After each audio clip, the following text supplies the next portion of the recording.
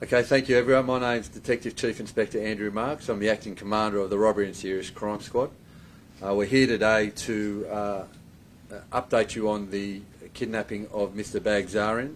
Mr Baghsarian was taken at 5 o'clock last Friday from his North Ryde address, and he hasn't been seen or heard of since.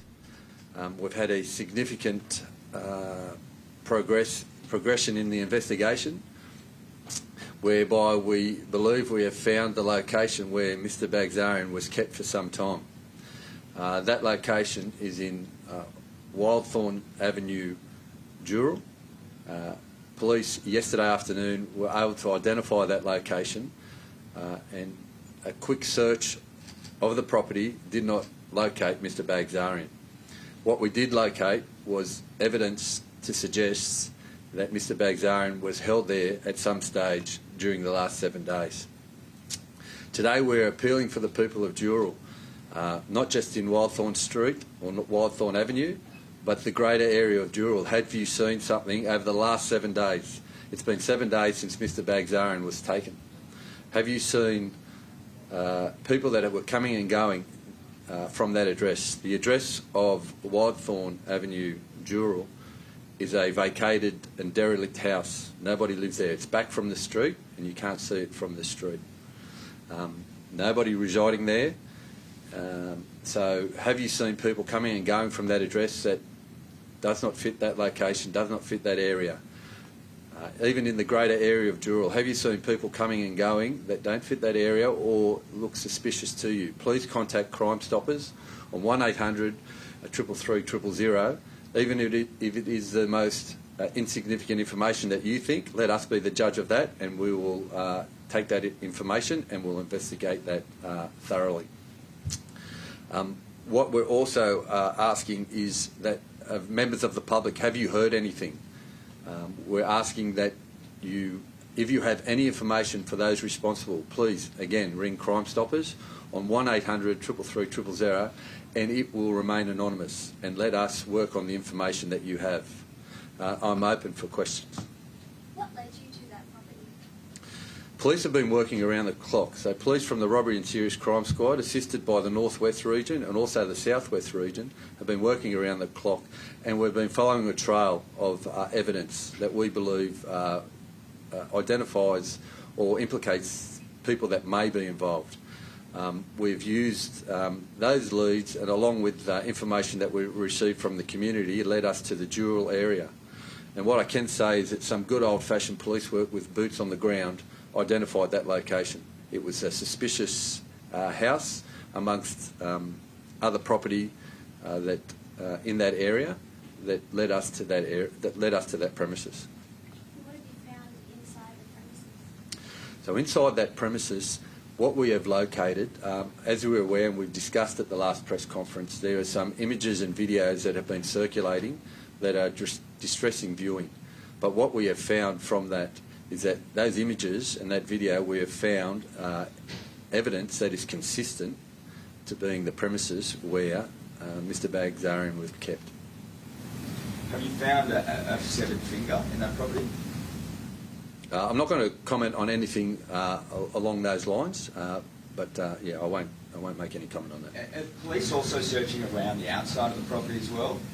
Yes, we are. We haven't found Mr Baghsarian, and that's our main focus, to recover Mr Baghsarian and bring him home safely to his family, and to get him the medical treatment that he requires. So we are not just searching the house, we're investigating the house now, and we're examining that house for leads in relation to those responsible. Also, part of the investigation is obviously to recover Mr Baghsarian safely, and we are searching the area. As you know, that area of Dural is semi-rural, so we're looking for, we're searching that area just to see if Mr Baghsarian is there. I mean, having found what you found at the property, do you think it's likely that he's still alive? It's been 7 days now, so hope is fading. We have grave concerns for his safety, but we won't give up trying to find him alive. Did you speak with his family yesterday? Yes, we did. And how are they going during this time?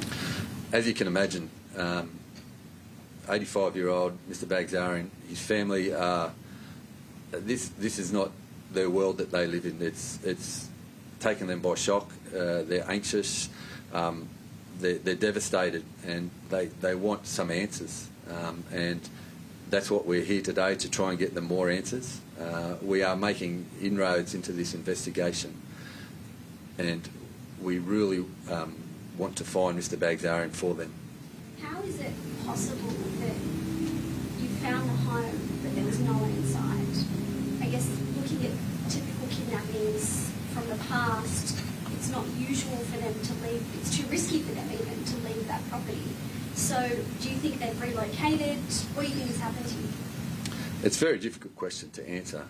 Each kidnapping case on their own are different. The offenders are different. The mindset of those people are different. I don't know why they have left there. I don't know why Mr Baghsarian is not there, other than to say that we're hopeful that we can gain more evidence to identify those responsible, and also gain some information as to the location of Mr Baghsarian. When do you think they were last at the property? Again, I can't answer that question because we don't know, other than to say that they were there at some stage in the last 7 days. It's a vacant property. Was there furniture or anything like that inside? Again, there's a crime scene warrant being executed as we speak, so I'm not going to go into the details of what's inside, but suffice to say that it is a vacant premises. And no formal ransom demands have been made yet? Mr Baghsarian's family have not received a ransom, and again, I was fairly strong in my wording earlier this week in relation to the kidnappers have got the wrong person. Have police spoken to neighbours? Did they see you're here? We're in the process of speaking to neighbours, and again, that area and the wider area of Dural. So we are out there, the police are out there. So if you are able to speak to the police, if you see them there, please approach them if you have any information, no matter how small you think it is. We're also appealing for those that may have dash cam in the area. If you can view your dash cam and then contact police to say whether you've got some information that may be of assistance to us.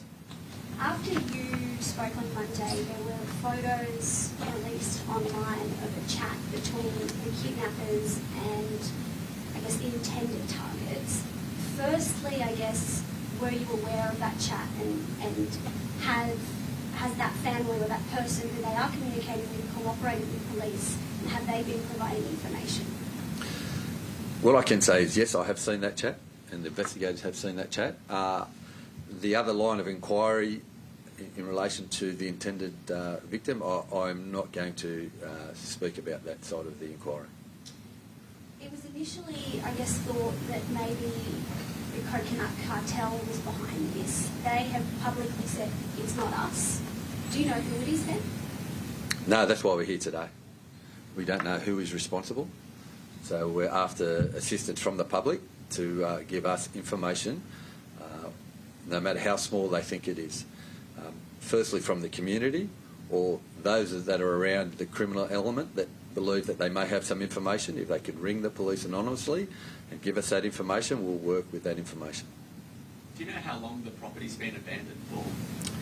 I believe it's been a number of years, but I'm not quite sure exactly how long.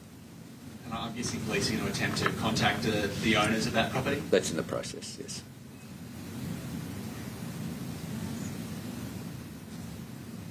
Thank you very much, Tom.